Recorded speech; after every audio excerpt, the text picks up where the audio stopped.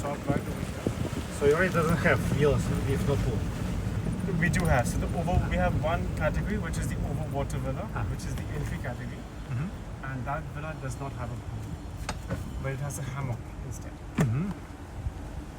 So this is 166. 160. That's good.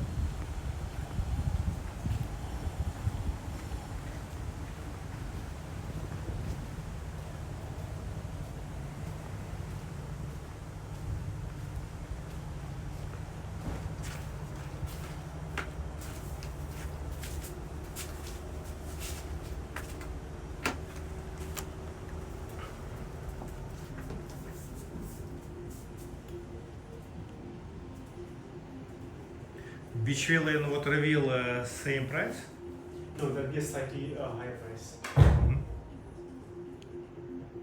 So the first will be the overwater villa, and then the beach pool villa.